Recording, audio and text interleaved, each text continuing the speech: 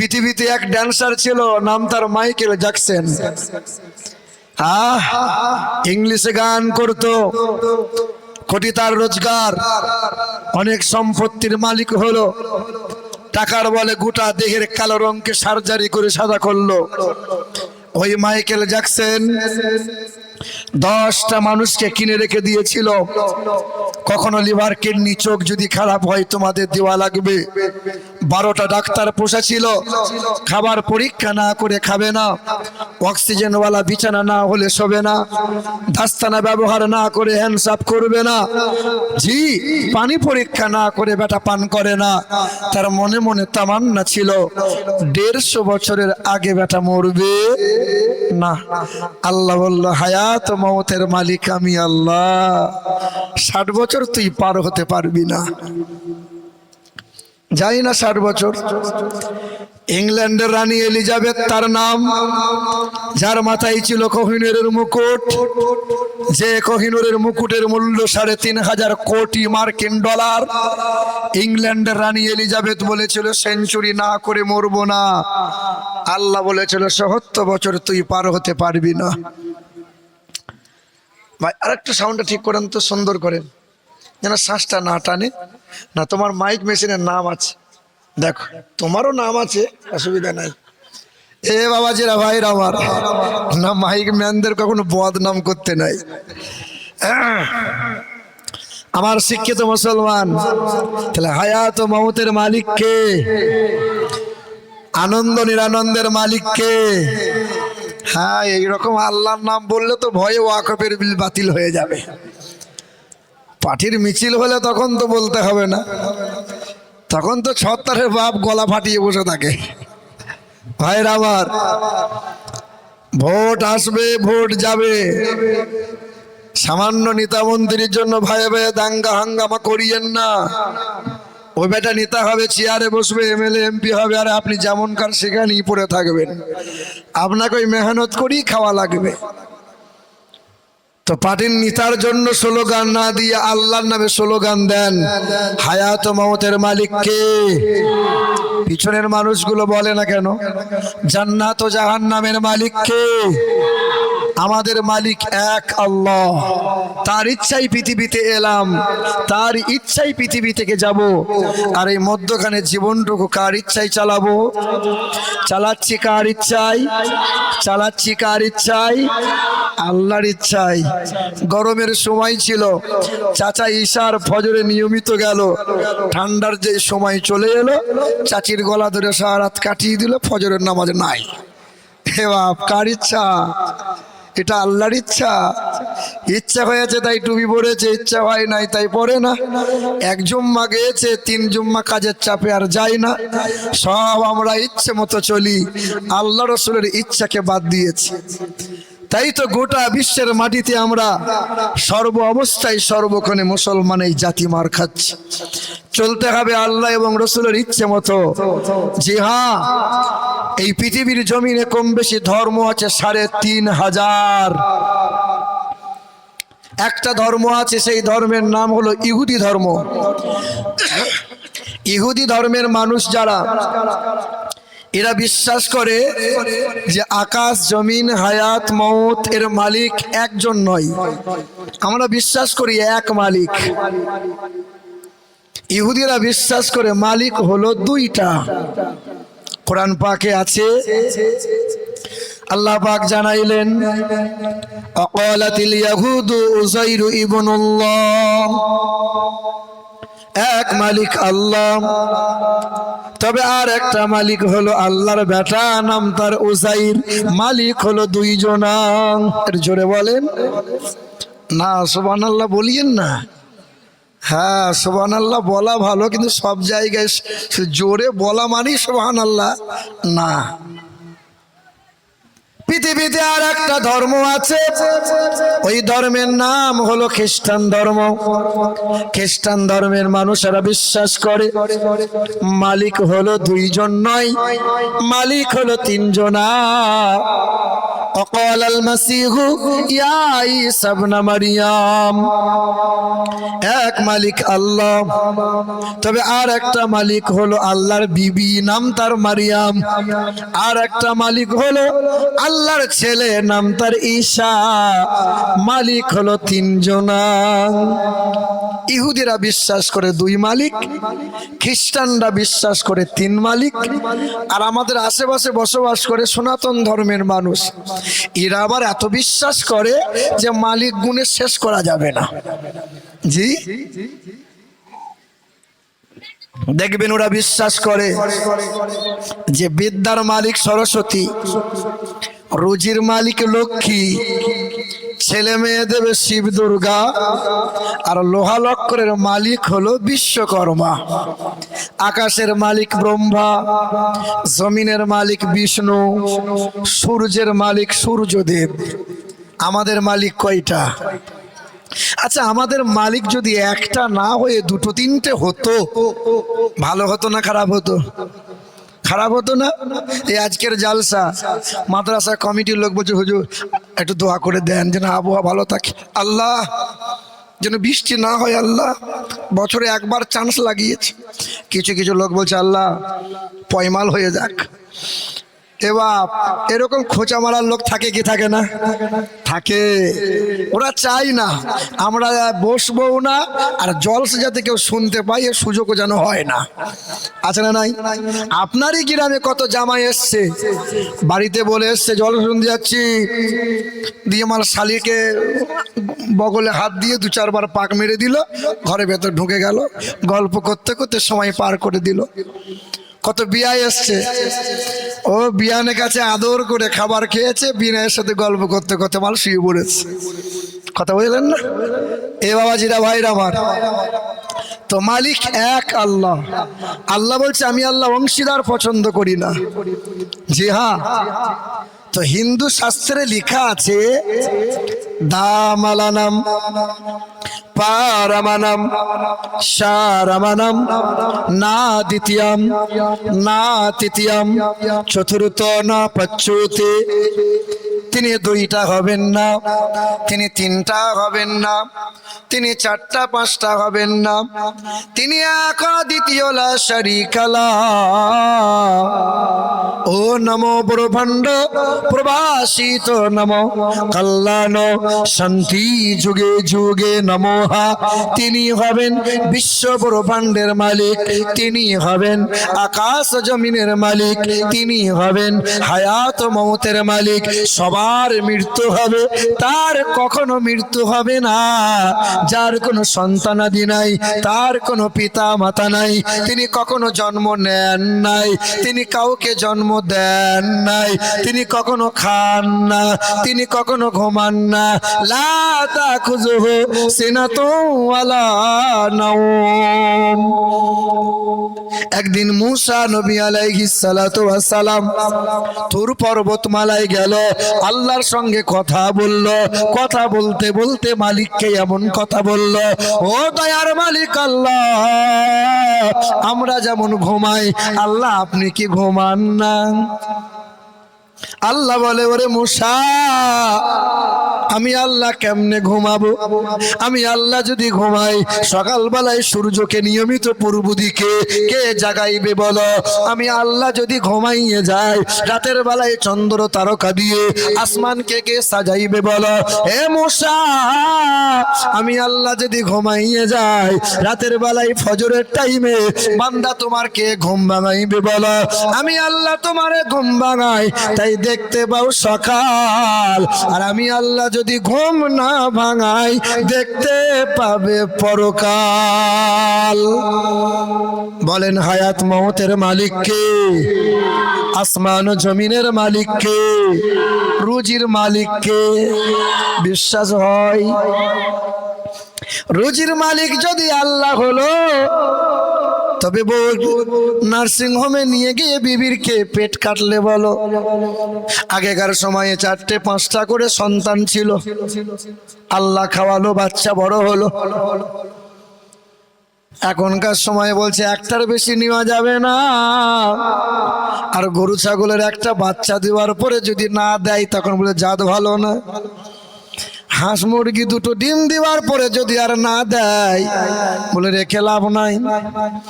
তোমার আমার 2-3টে ছেলে নেওয়ার কোনো চিন্তা ভাবনা নাই, বলে পেট কেটে নিয়ে আই। রুজির মালিক কে? ছেলে মেয়ে দেয় কে? তবে কিছু কিছু মানুষের ধারণা এত কাজের চাপ, আসমান জমিন এত কাজের চাপ, আল্লাহ হয়তো সামলাতে পারে না, বোধহয় ছেলে মেয়ে পীর সাহেবেরকে দায়িত্ব দিয়েছে। তাই কিছু কিছু মহিলা আছে বাচ্চা হয় না, গোপনে গোপনে মাজারে যায় আর মাথা ঠোকে দিয়ে বলে পীর সাহেব তোমাকে একটা ছেলে দিতেই হবে, ছাড়বো না। এ আছে না নাই? ডানকুনি বলে এক জায়গায় ওয়াজ মাহফিল করে বসে আছি, এক মুসলিম ঘরের মহিলা স্বামী স্ত্রী দুজনে এসেছে, আর আমার পায়ের কাছে ঝড়ম করে উপর হয়ে গেছে। মানে কি হলো? বলে হুজুর আপনার ওয়াজ শুনলাম, সাংঘাতিক ওয়াজ। মানে কি চাই বল? বলে হুজুর 7 বছর ছেলে হয় নাই, আপনাকে একটা ছেলে দিতেই হবে। মানে ছেলে কি ব্যাগে ভরা আছে, তোকে ছেলে ভরে দেবো? ছেলে মেয়ে দেওয়ার মালিক কে? আমার এই যে মাদ্রাসা, আমার মাদ্রাসার ছেলেরা বুঝলেন একই আওয়াজটা বসা আছে, আর একটু দেখুন না সাউন্ডটা একটু ঠিক করা যায় কিনা। আওয়াজটা এমনি বসা আছে, যদি আর একটু হতো, মানে মাইক মেশিনের কেরামতি যদি একটু দেখাতে পারতেন, দেখান একটু। হে বাবাজিরা ভাইরা আমার মাদ্রাসার ছেলের একবার বললো হুজুর একবার দীঘা নিয়ে চলুন না। দীঘা লাল না সবুজ জীবনে কোনোদিন দেখি নাই, তাই বললাম বেশ একবার নিয়ে যাব। দেখবেন অনেক বাসে অনেক ট্রাকে ওই সামনে না ঠাকুরের ছবি রাখে, দেখবেন অনেক বাসে না এদিকে রেখেছে আল্লাহ, এইদিকে রেখেছে ওম। হ্যাঁ, ঠাকুরও রাখে আবার খাজা বাবার মাজারও রাখে। তো ট্রেনে করে কলকাতায় এসে হাওড়া থেকে ধর্মতলায় গেছি, ধর্মতলায় মাদ্রাসার ছেলেগুলোকে নিয়ে বসে আছে। আর দেখেন মাদ্রাসার ছেলে যারা হয় একটু দুষ্টু টাইপের হয়, এখানকার ছেলেরা তবু ভালো। তো আমার মাদ্রাসার ছেলেরা দেখবেন যে বাপের 4টে-5টা করে ছেলে, অধিকাংশ সবাই নয়, তো বাপ মা যখন ওই ছেলেকে বাগাতে পারে না, ওই ছেলেকে তখন মাদ্রাসায় দেয়, মৌলবি তুই সামলা। কি বলছেন বলেন? আমিও মাদ্রাসার তালবে ইলম ভাইরা আমার। তো মাদ্রাসার ছেলে খুব বিচক্ষণ হয়। যে ছেলেটা দুষ্টু মাদ্রাসায় ভর্তি হলো, এই ছেলেটা 2-4 মাস পরে যখন কোরআন পাক দুলে দুলে পড়তে লাগলো, এই ছেলেটা ভবিষ্যতে একজন নেককার আল্লাহওয়ালা হয়ে গেল। কারণ কোরআন পাকের স্পর্শ পেলে আল্লাহ দাম বাড়িয়ে দেয় না কমিয়ে দেয়? হ্যাঁ, যে ছিল জিরো কোরআন পাকের স্পর্শ পেয়ে জামানার হিরো বানিয়ে দেয় কে? ওমরে ফারুক যখন জিরো ছিল, কোরআন পাকের শীতল হাওয়া পেয়ে অর্ধজাহানের হিরো হয়েছে না হয় নাই? যে হ্যাঁ, এই তো আমার আগে ওয়াজ করে গেল মাওলানা যে সবচেয়ে দামি মাস কোনটা? রমজান মাস। রমজান মাসের কেন এত দাম বেড়ে গেল? শাহরু রমাদান আল্লাযী উনজিলা ফীহিল কুরআন, এই মাসে আমি আল্লাহ পাক কোরআনকে নাজিল করলো, তাই তো রমজান মাসের দাম আমার আল্লাহ বাড়িয়ে দিল। সবচেয়ে দামি রাত কোনটা? লাইলাতুল কদরের রাত। কত দাম? যে এক রাত ইবাদত করলে পরে 83 বছর 4 মাস ইবাদত করার সওয়াব আমার আল্লাহ দান করে দেয়। কেন এত দাম বেড়ে গেল? বলে ওই রাত্রিতে আমার আল্লাহ কোরআনটা নাজিল করে দিল। আচ্ছা বলেন সবচেয়ে দামি ফেরেশতার নাম কি? মালাকুল মাউত, জিবরাইল ফেরেশতা। নাযালা বিহির রূহুল আমিন। আরে রূহুল আমিন জিবরাইল ফেরেশতার মারফতে কোরআনটা নাজিল হলো, তাই তো জিবরাইলের দাম আমার আল্লাহ। সবচেয়ে পৃথিবীর জমিনে দামি মানুষটার নাম কি? নবী মুহাম্মদ রাসূলুল্লাহ, যার প্রতি কোরআন নাজিল হলো। পৃথিবীর ষষ্ঠ মহামানব তিনিই হলো। পণ্ডিত জওহরলাল নেহরুকে জিজ্ঞাসা করা হয়েছিল যখন দেশের প্রধানমন্ত্রী হলো, সাংবাদিকরা প্রশ্ন করলো, স্যার আপনি মাথায় কিস্তি টুপি পরছেন, আপনি মুসলমানদের মতো লম্বা পাঞ্জাবি পরেন, হাতে লাঠি রাখেন, স্যার আপনি বলেন পৃথিবীর জমিনে সর্বশ্রেষ্ঠ মহামানব কে? পণ্ডিত জওহরলাল বলেছিল, আমার তো জানা মতে কেউ বলে বলে যীশু খ্রিস্টের নাম, কেউ বলে বালক ব্রহ্মচারীর নাম, কেউ বলে মহাবীরের নাম, কেউ বলে গৌতম বুদ্ধের নাম, কেউ বলে শ্রী চৈতন্যের নাম। তবে আমি পণ্ডিত জওহরলাল বলি, পৃথিবীর জমিনে সর্বশ্রেষ্ঠ মহামানব হলেন তিনি, যিনি জীবনে কখনো কোনোদিন একটাও মিথ্যা কথা বলেন নাই, নবী মুহাম্মদ রাসূলুল্লাহ। তবে এটাও জেনে রেখে দাও, পৃথিবীর সর্বশ্রেষ্ঠ জাতি হলো তারা, খায়রুকুম মান তাআল্লামাল কুরআন ওয়া আল্লামা, যারা কোরআন পড়ে অন্যকে কোরআন পড়ায় যারা। জোরে হবে না? মুসলমান ভাইরা আমার, তো মাদ্রাসার ছেলেগুলোকে নিয়ে বাসে বসে আছে। কিছু সময় পর এক তালবে ইলম এসে খোঁচা মারছে। আমরা কি হলো বাপ? বলে হুজুর তাকিয়ে দেখেন ড্রাইভার হিন্দু না মুসলমান, বুঝা বড় দায়। ডান দিকে রেখেছে কালী ঠাকুর আর বাম দিকে রেখেছে খাজার মাজার। চারটে ধূপ নিয়ে একবার ঠাকুরকে দেয়, একবার মাজারেও দেয়। এ বেটা হিন্দু না মুসলমান, বুঝা বড় দায়। তাই তো আমি জিজ্ঞেস করছি, আমি যে পারছি না যে তুমি হিন্দু না মুসলমান। আমার নামটা জিজ্ঞেস করি, ভাই আপনার নাম? তখন বলে আমার নাম হলো আব্দুল জব্বার। তুমি তো খাঁটি মুসলমান। এ বাবা, তা তুমি দু রকম রেখেছো কেন? বলে হুজুর মানুষ আপনি বুঝবেন না, বাস মালিক রেখেছে কালী ঠাকুর আর আমার পীর সাহেব দিয়েছে খাজার মাজার।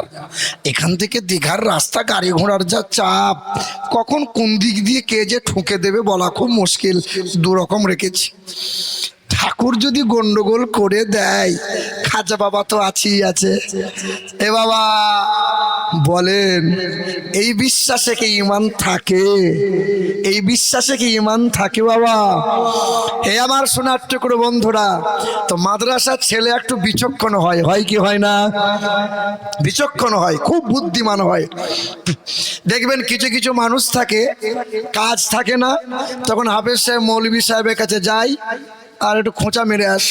এমন এমন প্রশ্ন করে যেন মৌলভী উত্তর দিতে না পারে। আছে না নাই? তবে আপনার গ্রামে নাই, অনেক গ্রামে পাওয়া যায়।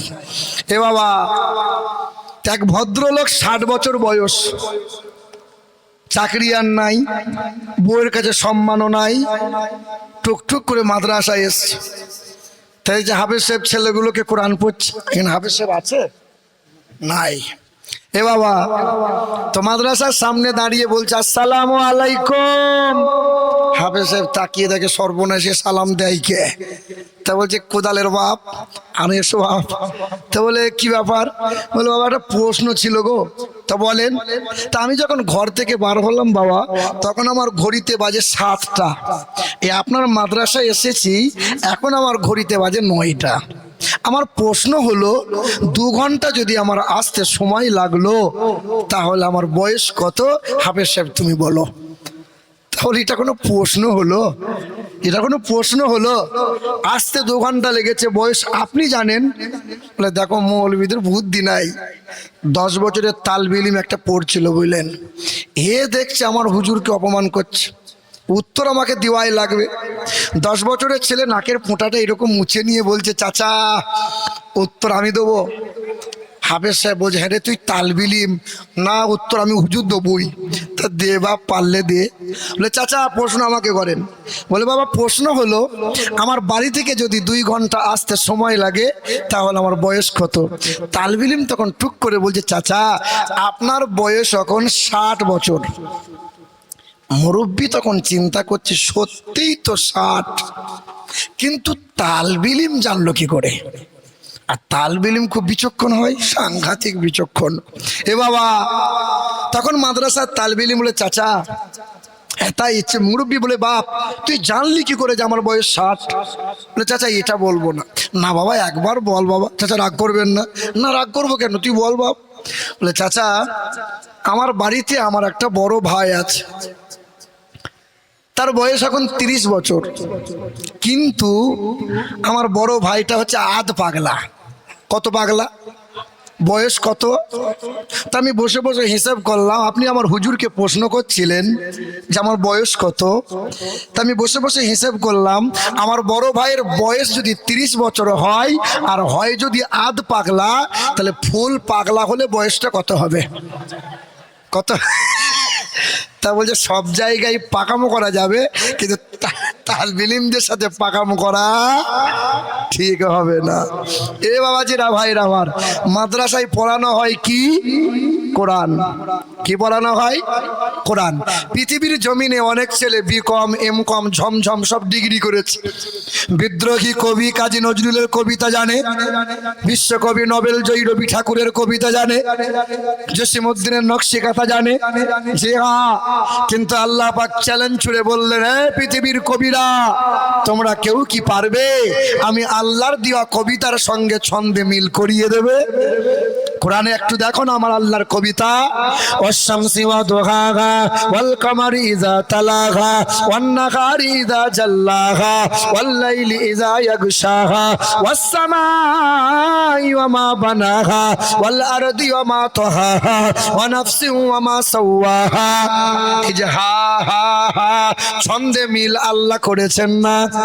করেছেন না?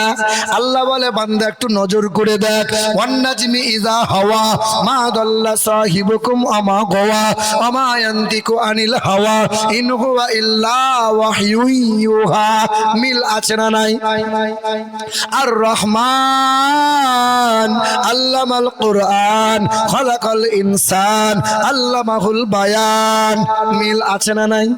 ওয়াত্তুর ওয়া কিতাবিম মাসতুর ফি রাকিম মানশুর ওয়াল বাইতিল মামুর। এখানেও মিল। আবার আপনি দেখেন, কুল আউযু বিরাব্বিন নাস মালিকিন নাস ইলাহিন নাস মিন শাররিল ওয়াসওয়াসিল খান্নাস আল্লাযী ইউওয়াসবিসু ফি সুদুরিন নাস মিনাল জিন্নাতি ওয়ান নাস। আল্লাহ বলে বান্দা প্রতিটা অক্ষরের শেষে একই অক্ষর দিয়ে আমি আল্লাহ ছন্দে ছন্দে মিল করে দিলাম। পৃথিবীর জমিনে এই রকম করে কবিতা বানিয়ে দেবে পৃথিবীর কোন কবির সাধ্য নাই। 20 বছর ধরে নামাজ পড়ছেন, চুলদারি সাদা হলো, নামাজ পড়েন ইমাম সাহেবের পিছনে, ইমাম সাহেব সূরা ফাতিহা পড়ে, আলহামদুলিল্লাহি রাব্বিল আলামিন আর রহমানির রহিম মালিকি ইয়াউমিদ্দিন। এই যে সূরা ফাতিহা আপনি শুনলেন, আপনি সুন্নত যখন পড়বেন এই সূরা বাদ দিয়ে কি সুন্নত পড়বেন? নফল পড়বেন তো সূরা ফাতিহা, তাহাজ্জুদ পড়বেন তো সূরা ফাতিহা চাই, ইশরাক পড়বেন তো সূরা ফাতিহা, চাস্ত পড়বেন তো সূরা ফাতিহা, আওয়াবিন পড়বেন তো সূরা ফাতিহা। ফাতিহা ছাড়া নামাজ জি না। তাহলে 20 বছর ধরে একই সূরা পড়ছেন, কোনোদিন মনে হলো না যে সূরাটা একটু পরিবর্তন করলে ভালো হতো? হবে সাহেব পুরাতন হয়ে গেছে, কোনোদিন মনে হয়েছে? যতই শুনবেন ততই মধুর লাগে। কোরআন কখনো পুরাতন হয়? হয়? আচ্ছা বলেন, এই কোরআনে সূরা আছে কয়টা? এই কোরআনে 3,23,671টা অক্ষর আছে। এই কোরআনে 86,430টা বাক্য আছে। এই কোরআনে সূরা আছে 114টা। তবে আমার আল্লাহ কোন একটা সূরার নাম দিলেন, সূরার নাম দিলেন পিপিলিকা। আবার একটা সূরা দিয়েছেন, ওই সূরার নাম দিয়েছেন সূরা মৌমাছি। আবার আমার আল্লাহ একটা সূরা দিলেন, ওই সূরার নাম হলো মাকড়সা। আছে না নাই? শুনেছেন আপনারা? শুনেছেন আপনারা?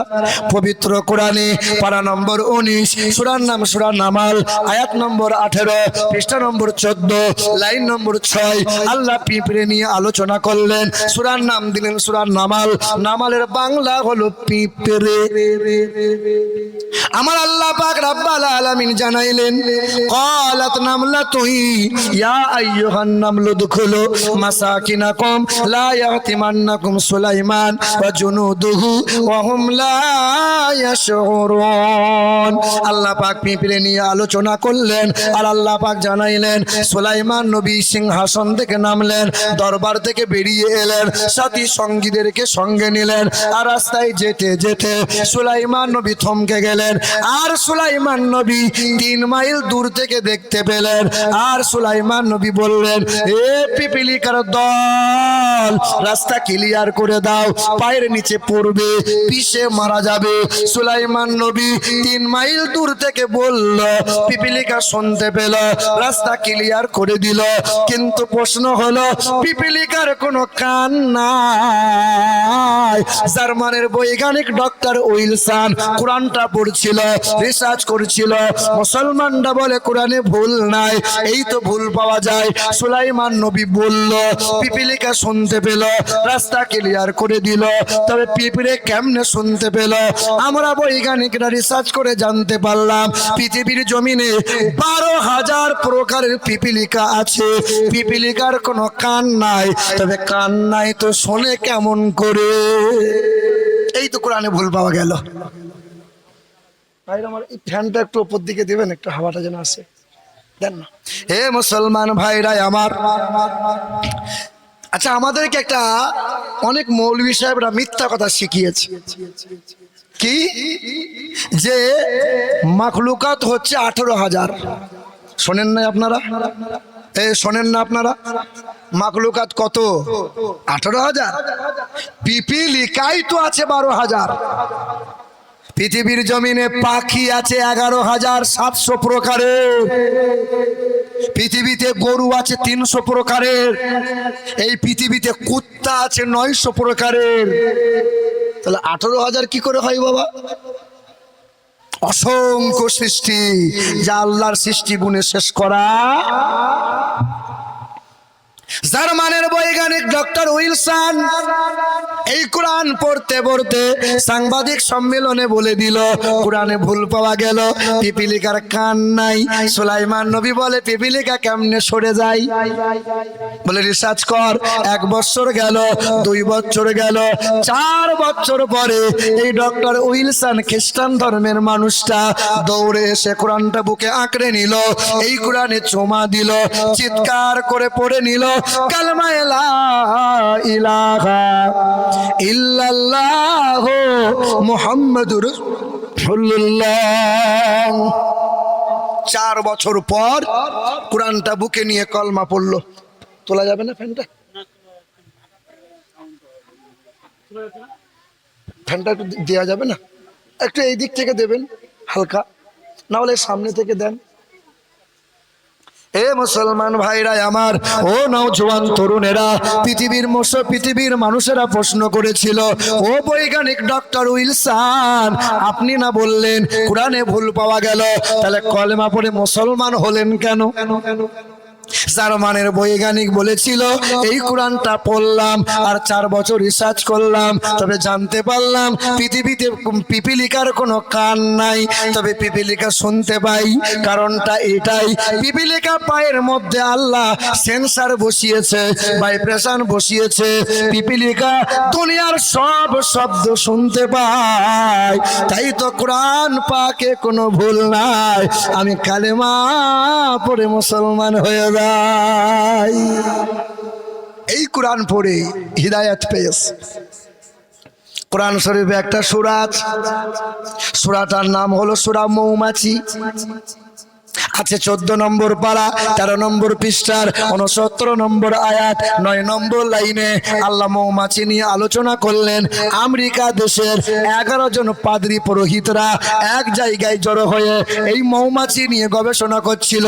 আল্লাহ পাক জগতের মানুষকে বলো, কোথায় খোঁজো আল্লাহ? মধুর মিষ্টিতে আল্লাহ আছে, জোয়ার ভাটাতে আল্লাহ আছে, দরিয়ার ঢেউতে আল্লাহ আছে, দুধের সাদাতে আল্লাহ আছে, আসমান জমিনে সূর্য দিকে তাকিয়ে দেখো, আল্লাহ দেখতে পাবে। আল্লাহ কি মসজিদে আছে?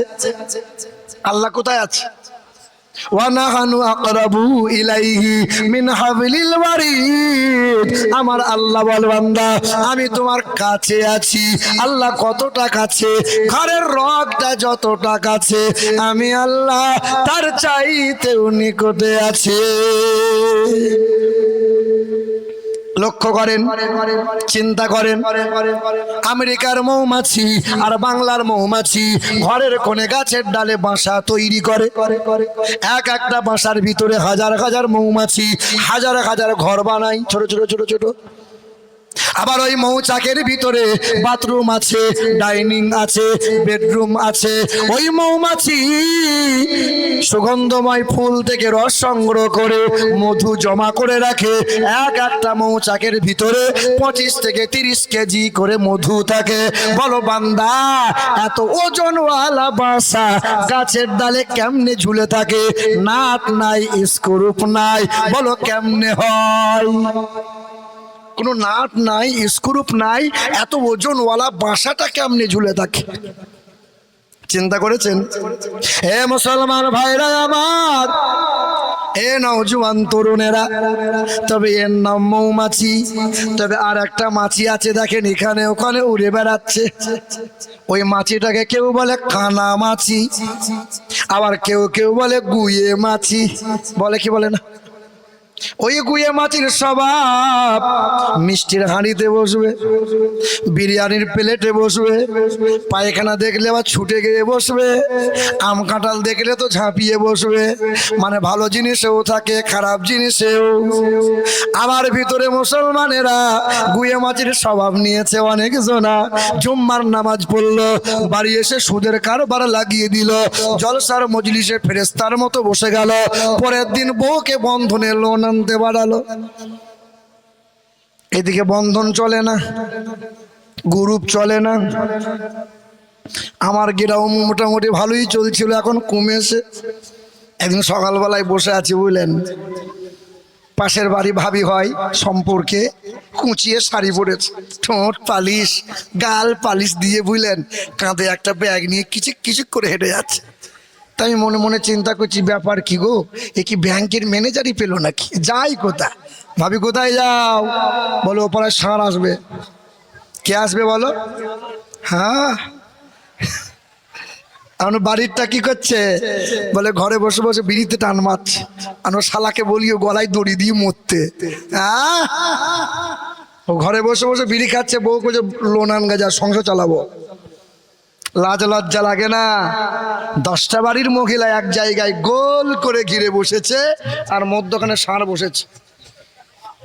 দিয়ে বলছে, স্যার আপনি আমাকে দেখুন, দেখছেন না, ঠোঁট পালিশ লাগালাম, কাঁধে ব্যাগ, দেখবেন মোটা মোটা খাতা এরকম করে ধরে নিয়ে যাচ্ছে। Group loan.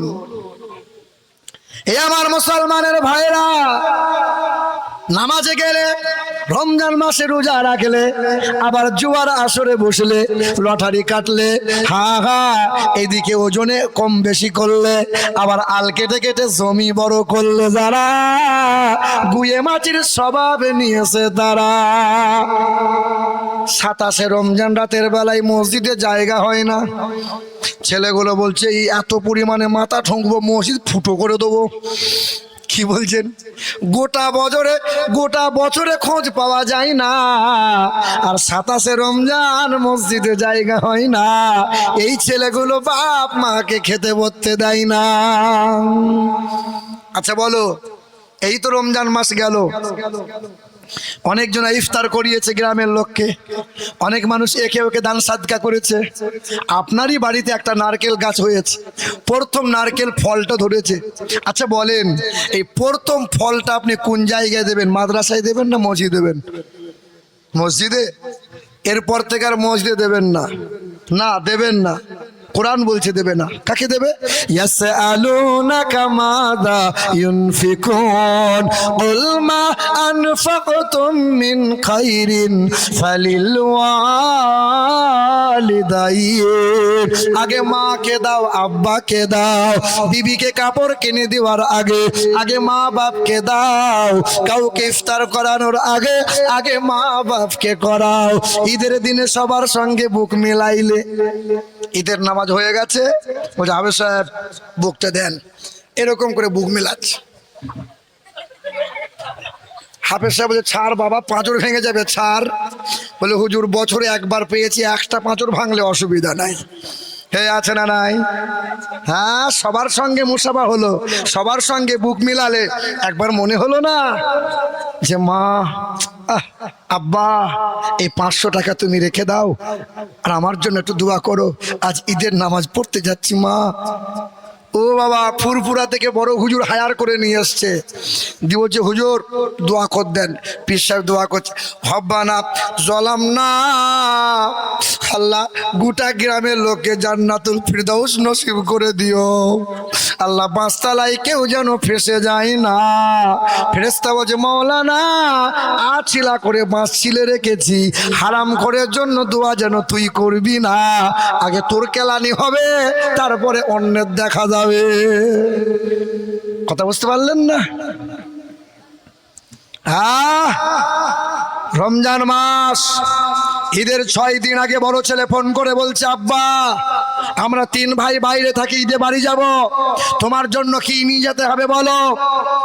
বড় ছেলে ফোন করেছে, তাই বাপ বলেছে খোকা তুই আমার বড় ছেলে, তোকে কি আর বলবো বাপ, ঈদে নামাজ পড়বো, আমার জন্য সাদা পাঞ্জাবি আর সাদা লুঙ্গি একটা এনে দিস, তোর মায়ের জন্য একটা শাড়ি এনে দিস বাপ। বড় বউ শুনতে পেয়েছে, ছুটে গিয়ে দরজায় বন্ধ করে দিয়ে ঘরের ভেতর থেকে ফোন করেছে, শুনলাম নাকি তুমি তোমার বাপ মায়ের জন্য জামা কাপড় কিনবে। তুমি কেন জামা কাপড় কিনবে? তোমার মেজো ভাই জামা কাপড় কিনে দেবে বলেছে। মেজো বউ শুনতে পেয়ে মেজো ছেলেকে ফোন করেছে, শুনলাম নাকি তুমি জামা কাপড় কিনে দেবে তোমার বাপ মাকে। তোমার কি টাকার কুটকুটিনি ধরেছে? তুমি কেন বাপ মায়ের জন্য জামা কাপড় কিনবে?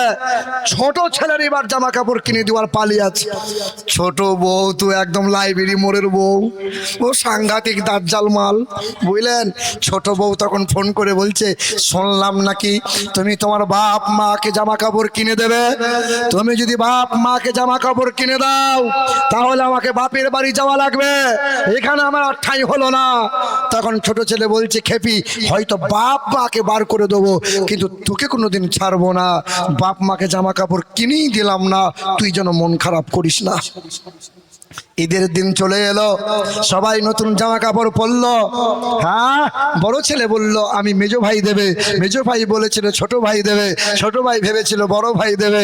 জামা কাপড় আর হলো না, শালার হলো, শালির হলো, শ্বশুর শাশুড়ির হলো, বিবির হলো, বাচ্চার হলো, আর বাপ মা পুরাতন জামা পরে টুকটুক করে ঈদের ময়দানে গেল। সবার সঙ্গে বুক মেলালে, বাবার সঙ্গে হাত মিলিয়ে দুয়াটা চাইতে পারলে না।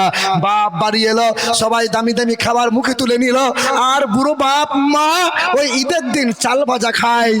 আর এই মালটা হুজুরের কাছে গিয়ে দোয়া লাই, হুজুর দোয়া কর দেন। দোয়া পড়ে আছে।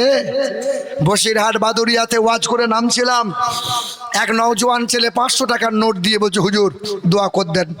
এখন কার জন্য? বললাম আমার বউয়ের জন্য। আরে বউ কি মরে গেছে? বললাম না, বউ বেঁচে আছে। আমার বাপ মায়ের জন্য দোয়া চাইবি না? বলে হুজুর 6 বছর হলো কথা বলি না বাপ মায়ের সঙ্গে। হ্যাঁ বাপ রে, তুই ফেরেশতা তো, আয় তো গালে চুমো খেয়ে দোয়া করবো, আয় সালা। হে বাপ, এরকম আছে না নাই? ছোটবেলায় কুকুর বিড়াল গরু ছাগল মায়ের পিছনে পিছনে ঘরে, মায়ের স্তনে দুধ পান করে। এই কুকুর বিড়াল যখন বড় হয়ে যায়, বাপ মাকে আর চিনতে পারে, বাপ মাকে আর খেতে পড়তে দেয়।